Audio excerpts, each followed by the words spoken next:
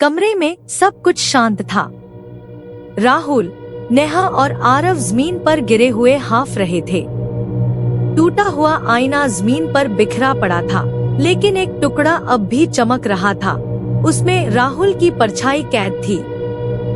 नेहा घबराई आवाज में बोली, राहुल, वो तुम्हारी परछाई वहाँ क्यों है? राहुल ने चौंक कर उस कांच के टुकड़े की ओर देखा और सहम गया।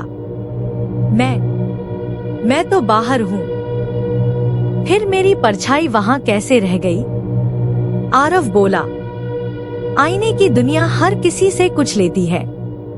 शायद अब उसकी नजर तुम्हारी पहचान पर है। तभी कांच की किरचों से एक धीमी गूंज उठी, जैसे कोई दूर से फुसफुसा रहा हो। तुम अब अधूरे हो, राहुल। राहुल ने अपनी हथेली देखी। उस पर एक निशान उभर आया था, जैसे कोई प्राचीन मंत्र खुदा हो। नेहा ने कांपती आवाज में कहा, ये निशान मुझे याद है। मेरे दादी कहा करती थी कि ये स्मृति चिन्ह है।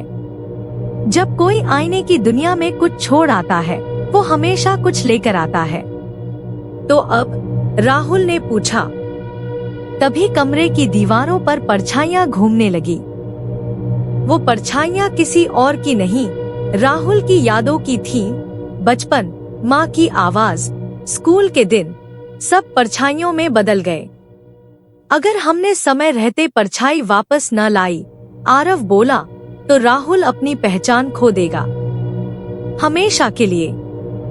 नेहा ने दृढ़ स्वर में कहा, हमें वापस जाना होगा, पर इस बार हमें तैयार रहना होगा। राहुल ने देखा, कांच के उस टुकड़े में अब भी हल्की सी रोशनी बची थी। शायद वो एक दरवाजा था, पर आखिरी बार खुलने वाला दरवाजा।